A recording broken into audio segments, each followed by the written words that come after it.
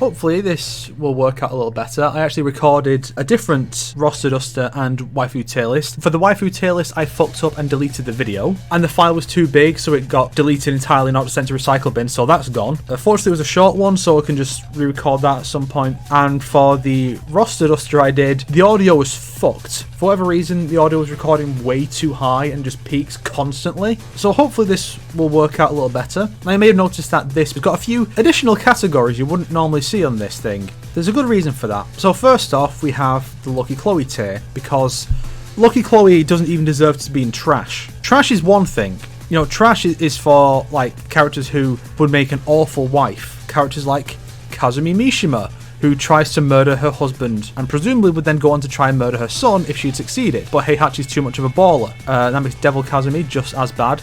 Just in case you're wondering, the reason I'm using this particular tier list, you know, one with the dudes and not one of the ones that's just the girls by default, is because none of those other ones have the second Kunimitsu. This is the only one I found that has that, plus it also has Taekwondo Girl. So this one is just superior as far as my purposes here go, so I can actually get all the girls and not accidentally miss someone off. So, yeah, trash is for someone like that, someone who would try and murder the husband. That's not the sign of a good wife, guys. If she tries to murder her husband, she's not a good wife. I know some of you guys are into that, but that's fucked up and wrong. So in addition to fucking trash and Lucky Chloe, you have illegal, and this is kind of how it's all ranked. You know, from the best down all the way down here to fucking trash to illegal, because you don't want to fuck an animal, right? Some people do, but most people don't. And then you have Lucky Chloe, who is less than an animal. That is how much I fucking despise Lucky Chloe. Oh, before we get to the rest of the stuff, I should say one thing that I think is worth mentioning. Roger Jr., it's Mrs. Roger who does the fighting, not Roger Jr. He just sits there and like, occasionally you have like a move where she grabs your opponent and you got some punches in the guts, I think. But she does the majority of the fighting. So why is it that when she's been a mainstay of the Tekken roster since 2005, she still doesn't have a fucking name? It's been 16 years since she debuted and she still doesn't have a goddamn name, you know?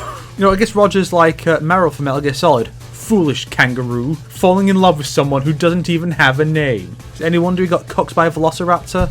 So, let's consider how these characters will be ranked. So, some things that to be considered is, like, Angel here. What personality for Angel are we going off? Are we going off the original Tekken 2 one, where she had very little, but she was, like, the good half of Kazuya's soul? Or do we go with the, like, lawful evil version from the Tekken comic, which is also kind of what they may have been going for in Tag 2, but I'm not entirely sure. I know it's hard to say with Angel, but she's very fucking pretty. I don't think anyone can dispute that. She's very good looking. So she's at least in good. I'm not sure I can really put her higher because she doesn't have much in the way of personality, but just from the design alone, she's up there. Definitely one of the prettiest characters in all of Tekken. Next we have... Now Leo, some people might wonder why is Leo here? Leo has an ambiguous gender. So does Leo technically qualify for this? The thing about that is Leo is a girl. That's proven by fucking Tag 2 having a swimsuit for Leo. And it's a female swimsuit. You know, they already decided that the character was female. Look, plus, you know, let's be real. Do you think, honestly, that the Tekken team would have put Leo in that bullshit tentacle hentai scenario with Yoshimitsu in Tekken 7 if there was any chance that Leo was a boy? I know there's a lot of, like, degenerate, borderline hentai manga series that would do that, but I don't think Tekken would. I don't know. Like, it'd be fine if they were just being ambiguous, but they were so obvious with it initially that I feel it's pointless to try and go back now. So I'm going to go on the assumption that, as was clearly the case originally, Leo is a girl who is a tomboy. So I'm going to put Leo in good. I know that's a lot to go into for the anticlimax of good, not saying, oh, this character is top tier. I just think Leo could have been a lot higher if Tekken 7 had actually gone through with what was set up in Tag 2. You know, where Leo seems to find out that her mother was working for the Mishimas and did experiments on Steve Fox. That would have been a good plot point to bring those two together to have the plot go somewhere. But no, let's just group Leo with Yoshimitsu in both their stories. I despise that. I despise the fact that they made it that every character has one story fight and it's shared across both characters. Instead of Leo fights Yoshimitsu and Yoshimitsu fights Master Raven, while Master Raven fights Dragunov, while Dragunov fights Devil Jin, while Devil Jin fights Hwoarang, while Hwoarang fights someone else, you know, like that, which is actually what they did in Tekken 5. Like, there weren't that many story fights in that game that was shared amongst characters. The obvious ones, you know, like Law and Paul, the Mishima fights, but most of them were just you play that fight on one character's story and not the other, which made for a wider variety of story fights. They should have done the same with 7, but 7, when it comes to storytelling at the very least, you know, you can talk about the gameplay or whatever, but when it comes to storytelling, Tekken 7 is a fucking dumpster fire. And speaking of Tekken 7, I guess we should try and rank some of its new waifus. Starting with Josie. Honestly, don't care. From what was presented in 7's story, Josie has nothing going for her. Oh, fucking hell, I'm having fucking flashbacks. I'm thinking, have I done this one before? I'm thinking, no, it's because I did the roster duster and I made some of the same comments there. Like about how I don't care about Josie, or that Katarina is, you know, she's got a good design, but there's not much else going on. Looks can get a character as high as good, but they can't be a top tier waifu just from looks alone. They need a good personality as well. Unless their looks are just so devastatingly good that the personality almost doesn't matter. But those kind of characters are quite rare, I find. They can get as high as good, but it's like how in the newer Sonic games, the rankings are, you can get up to A rank, but you can't get an S rank if you die during the level. No, a good time can get you quite far, but you really need to get through without dying to get over that hurdle. Yes, I am comparing waifu rankings to Sonic rankings. And before you ask, I don't have any intention of doing a Sonic waifu tier list. I might do a roster duster, but I don't plan to do a waifu tier list. Because, for one, those characters are way too fucking young for the most part. Half of them are like 8 years old. No, if you put some of those characters in your waifu list, if you are attracted to Cream, you are a degenerate. You should be down here in the illegal zone. Fuck you. I'm going to start wasting time and just put Asuka in best girl because she is the best girl. When she's not being chained and like dragged down by this bitch. Honestly, I have to say Lili's fucking trash because she doesn't contribute anything to the series in terms of story. She's not particularly attractive and her personality is... It's not even original. Like, her thing since Tekken 6 has just been a copy, or like a rip-off, rather, of Karin and Sakura from Street Fighter, but worse. They did it poorly. Because at least those two characters are friends, and so it's not just one character forcibly inserting herself into the other one's life, and the other one says, I don't want this. It's Karin, when she does force herself into Sakura's life, it's for Sakura's own good. Like, I'm going to contact her good friend and idol, Mr. Ryu Hoshi, and have him come over and talk to her. That's good. This bitch would never do that for Asuka. She'd never be like, oh, you want to get in touch with your cousin, Jin? I've got contacts, I can arrange that for you. No, she's just like, I want to fight you. I hate Lili. I don't want her in the series anymore. Eliza is bad. She's not, like, obnoxious, but she definitely has some, like, Mary Sue-ish tendencies. It's not just because she's a girl. You know, Leo had the exact same problem. Where is he? Leo had the same problem, and, you know, more so. And it still fucking bugs me that the Russian robot speaks Japanese. And also, if she is so advanced, why can't the Jack robots be as advanced? Why are the Jack robots still these, like, slapdash pieces of shit? Now, OG Kunimitsu is very much like Frost from Mortal Kombat. Pre-MK11 Frost, I would say. No, pre-old timeline Frost, because in MKX Frost was a piece of shit too. It didn't make any sense. She's like that, but not as bad. I'd honestly say I don't much care about Kunimitsu or her daughter. Actually, I'll say the daughter is bad because she took away her mother's role. The daughter is more like the modern Frost. Because this one has a personal beef with Yoshimitsu, this one inherited a beef that she has nothing to do with. The same way that the modern version of Frost is like, hey, Sub-Zero, you're a dick for siding with the Shirai Ryu and being against the cyberization. It's like, you weren't there when that stuff was relevant, you fucking bitch. And that's what this character is, so she's bad. I think I bought like one DLC character for Tekken, and that was Anna, for video purposes. And the rest, I'm like, I don't care. They don't even give them stories or anything. If they did, I'd be a bit more interested, but they don't. So that's one of the things that makes Tekken's DLC offerings worse than most other fighting games. Even fucking NetherRealm gives the characters endings and the intros to flesh out the characters. They give them something. I mean, Jesus Christ, Tekken guys. Get it together. So I don't know much about her personality. So I'm basing this on basically how much like modern Frost she is and how she's a step down from the original Kunimitsu. And the fact that she has taken her mother's role in the rivalry with Yoshimitsu. Complete waste of fucking time. I'd say June is good, because from what little we've gleaned of her personality from Tekken 2, clearly she was a good person wanting to help people. It's just we didn't see much of her personality, so she can come off as a bit bland. And the only time they ever did anything different was in Tag Tournament 2, while she was technically unknown, even when she wasn't like covered in the slime, she was technically still possessed. Unknown herself It's hard to say because on the one hand she has a very striking design, on the other she's also evil and possessed. Then you can say, well, how much of that is her fault? She's not really evil, she's just possessed to do bad things. And then how much personality does she have? I guess she's a bad waifu by virtue of being like possessed to be evil. But you know, unlike Kazumi, she is actually a good person underneath it. So I'll go with that. Master Raven, absolutely do not care at all about this character. Fuck her. Christy, she's not that interesting a character, but she's devoted. She clears a thing for Eddie. She's devoted to finding him whenever he goes missing, which is a lot. Unfortunately, her existence does mean that Eddie, who has a much more interesting story, tends to get put on the back burner. So that's a downside for her, but she's also one of the better looking Tekken girls, so I'm going to put her in good for now. I might change that, but for now, that's where she's going. JC and Julia is the same character, but JC is Julia as a luchador, while Julia here is the environmentalist turned Twitch girl. And I just find the luchador thing way more interesting. You know, she has the exact opposite, I've said it before, but she has the exact opposite problem as with most of the other Tekken characters. Whereas their stories stagnate, hers is constantly changing too much. She's almost like Tina from DOA, but at least with Tina, she is characterized as being quite fickle and her goals are always still fame focused. She wants to be a model, she wants to be an actress, she wants to be a rock star. It's still kind of steeped in the same idea, whereas here, this is just a character they have no idea what to do with. I think it would have been wiser, honestly, to give the Twitch streamer thing to a separate character. Like, what if Josie was that? What if she was the Twitch streamer? Or if they had a new character? Or if they made that Miharu's gimmick, and bring her back for 7? You know, I don't particularly care for Miharu herself. I mean, her design is just wearing a bikini. She has like she has like the one good thing for her, which is that she has that fucking selfie super, and that's it. She's not that great a character. Xiaoyu is certainly up there. She's also one of those characters who's quite devoted, but I think it might need another category. It's not just don't care, it's like neutral.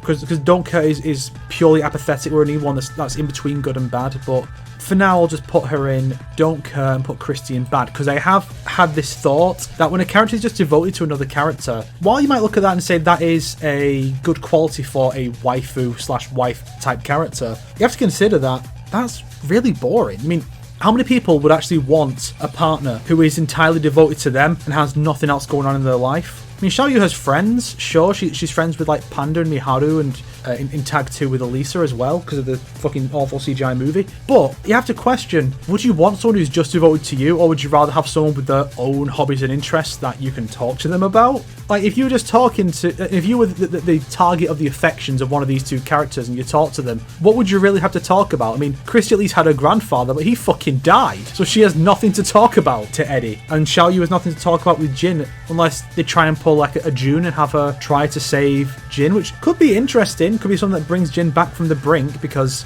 he recognises it's been similar to his parents, or that could drive him even further down there. It could develop their relationship, their dynamic, or his character if something like that happened. But yeah, Xiaoyu is inoffensive. She's fine. The voice is a bit too high at times, but it's not like offensive the way some Dead or Alive characters are. So she's fine. Plus that new design they gave her in Fated Retribution, it's really good. It's what they should be doing for everyone else. Everyone should be getting not just a random new look, something that is similar in style to what they used to have, but that is still different, you know? Back to Julia and JC, because I've got off topic with like 3 other characters. I'd say Twitch thought Julia's not that interesting, but Luchador Julia is really fucking cool. And now I'm going to say Eliza is bad, because her whole thing is she's an ancient vampire who has slept so much that she's incredibly tired from sleeping so much. Nothing tires her out quite like sleeping for hundreds of years. Although I will say, because her story has her interacting with Lili, that does mean that potentially Lili might focus on her a bit more and stay the fuck away from Asuka, so Asuka's story can develop. I don't have high hopes for that being the case, because I have played Tekken 7, so I know how fucking shit the Tekken story has gotten. But as a waifu, she'd be asleep most of the time, so that's not great. If not for the narcolepsy thing, she'd probably be at least in Don't Care, if not good, because of the potential for keeping Lili the fuck away. You know, don't ever talk to me or my waifu again. Fuck off, Lili. Michelle is fine. I'd love to see her get more focused. I mean, we got a bit of a glimpse of what she's like as a parent in not in 3 really, because she didn't really have much to really say in 3, even though ironically she and Julie were the only characters who literally spoke in 3. But we saw a bit of a glimpse of her as a mother in Tag Tournament. She's a bit quirky, you know, wanting to try on the JC outfit, so okay, I'll put her there. I mean, that could be an interesting way of bringing JC back. It's Michelle. Or then it'd be MC. Personally, I would just prefer Julie to come back as JC and have Michelle get the old Chang style back. Taekwondo Girl. top tier. She doesn't really have much personality, but trust me, trust me, guys. Look at her third costume. Ooh. Or is it the fourth one? I think it's the third one. Her third costume, that's fucking good. That's a damn good costume. She's up there, just on looks alone. And, you know, they could bring her in and flesh her out. Yeah, she could have a dynamic with Hwoarang. That could be fun. And this leaves us with Zafina, who I don't care about. Plus, you know, she's also a wild card now with the whole Azazel arm thing. Like, could he possess her and turn her into the boss of, like, some future game? Who knows? It wouldn't surprise me if that's what was being set up, that she's the final boss of Tekken 8. Just an excuse to not have to resolve Jin and Kazuya's rivalry again? Or maybe Azazel... Or was it Azrael? I think it's Azazel. Maybe he'll possess her and then say, I need a new host, and then take over the dead body of Heihachi. And that's how they bring Heihachi back, because he's going to come back for Tekken 8. Even though he fell into lava, we didn't see him hit the lava, therefore he's going to come back. Having Heihachi actually die, we're like expecting NetherRealm to kill off Scorpion and just not have him show up in future games. It's not going to happen. And this brings us to the Williams sisters. Now, I'm quite fond of Nina. And not just because we have the same surname. I quite like Nina. It's just, you have to consider she's a fucking terrible mother. So she can't even qualify for good. Like, she would have to be in the neutral. But I'm going to have to put her in bad because she's a terrible mother. A terrible mother is not what you want as a waifu, right? You want them to be someone who would care for their child and help them discover all the mysterious secrets behind the experiments that were done on them when they were a child by the company she fucking works for. Yeah, I need to make that fucking wasted potential sometime this year. Because I've been sitting on that fucking Steve Fox and Nina Williams one for a long fucking time. Since, like, Tekken 7 came out, I think. Then we have Anna. She doesn't really have much going on outside of her rivalry with her sister. But she was getting married and it didn't seem to be, like... I mean, considering how the way she's supposed to have reacted to Nina killing her husband-to-be, you have to imagine that Anna did care for him and that she would have been a loving wife. So I'm gonna put Anna in top tier because she's also really good looking and is voiced by Tara Platt, which is, you know, Mitsuru and Elizabeth from Persona 3. So that's always a plus. Yeah, I think that is it. I'd say this character could be higher if she had a personality and a name. She doesn't have a name. That's two of them who don't have a name. Anna is up there, obviously. She'd be a bit higher if she had, I guess, a bit more going on or displayed whatever side of herself that is not an assassin. Leo would be a bit higher if her story actually fucking went somewhere, but currently it's not. Katarina and Josie can have the same problem, that at least in the story they don't get to show much in the way of their personality because all it is the aftermath of a fight. So other than the fact that Josie is scared of a big bear, there's not much to it. If June came back and actually got to appear and be given a bit more character, maybe have some flaws and show how she interacts with other characters. Because all we really know about how she interacts with other characters is she fucked Kazuya and was a good mother to her son. To a point, because she still said, hey, don't go to my Kazama relatives to be looked after. Go to Heihachi, the evil head of the Mishima Zaibatsu, the guy who's responsible for your father making a deal with the devil when he was a child because he threw him off a fucking cliff. Not the smartest move on June's part, you must admit.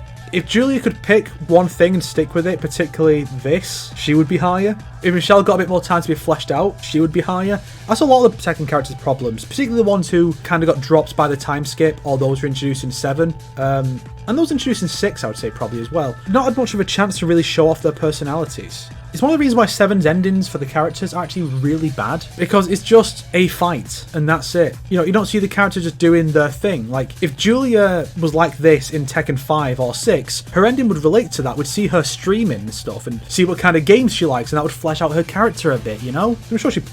Actually, does she even play games, or what is her stream about? Is she like a vlogger type? Is it environmental stuff? We don't know. Well, I don't know. Maybe it's been revealed, but that would be nice to have a bit more clarification on, and to see her streaming instead of just in her intro and victory pose she's like, don't forget to like, comment and subscribe, which really isn't enough to flesh out the idea. If Xiaoyu had a bit more going for her, besides a focus on Jin, she'd be higher up. If Miharu had more characters, she'd be higher up. Kunimitsu has one goal. Xiaoyu has one goal. Miharu has no goal. So if they had a few more things going on in their lives, a few more relationships, like, what if Kunimitsu just randomly got along really well with Master Raven? What if we established that Kunimitsu, after leaving the Manji clan, she went off and joined whatever organization Raven and Master Raven are part of? And then you could give her, you know, a stylistic overhaul so that she's a bit more in line with them, with like leather or these bits of armor, but still keep the fox motif and probably the general color. That could have been interesting. Or that could have been where the daughter comes in. The daughter could have been doing that as an apprentice under Master Raven, as well as an apprentice under her mother. See, so many things they could have done, but they didn't. because if they're not part of the Mishima plotline, they're not a character, they're a function. Tekken is function versus function. And I think whoever's in charge of the story currently needs to move on to other projects or do something else and have someone else come in to actually give the story a direction and focus on the other characters, let them do stuff. Even if it's like a separate story mode that's just a tournament while the Mishimas are focusing on their stuff. That's what Tekken needs right now. A lot of fighting games need that right now, but I'd say it's hard to say which series has got worse writing, Tekken or MK, because Tekken 7 and MK11 have a lot of the same problems. But I guess most characters in MK11 at least have some personality, whereas a lot of the Tekken characters are really struggling with that. And by virtue of being mostly faction-based, MK11 characters have direction with their stories. They have something that they're aiming towards, even if it's just working for someone else. Whereas a lot of Tekken characters are like, I just want to be in the tournament, I guess. I just want to be in the tournament, I guess. I'm inheriting my mother's rivalry with someone else because I'm basically modern-day Frost from Mortal Kombat. Elisa just kind of follows Lars around and does whatever he's doing. It'd be nice if she could, like, meet her creator or his good friend Yoshimitsu or something like that. You know, I reckon I could do a wasted potential that's just based around the character story fights and endings that aren't part of the main story in Tekken 7 and just say, they're all different cutscenes anyway, so they should have made it everyone's a different fight, and then we get to explore all these new dynamics. Everyone character has like one fight against a character that's, you know, is an obvious fight. You'd expect Yoshimitsu, for example, to fight Master Raven or something. But then you'd also have another one, like he has not met Elisa, which is an obvious thing to do. Therefore, his fight or her fight is that. Actually, does Elisa have one of those? Fuck it. I'm going to do a waste of potential that goes into that idea. What if they just had more fights where the characters had interesting stuff going on? And they'll do the same for the DLC characters. The DLC characters will get their own fights. You know, Ganryu can simp over Julia or whatever, and Julia can have her own thing going on with some other dynamic. I'm going to do that. And then we can have a fight where Lucky Chloe has a mirror match against a trash can. And Eddie can actually get some progress in his fucking story for once. Yeah! Doesn't that sound fucking cool? Tekken 7's shit, don't play it.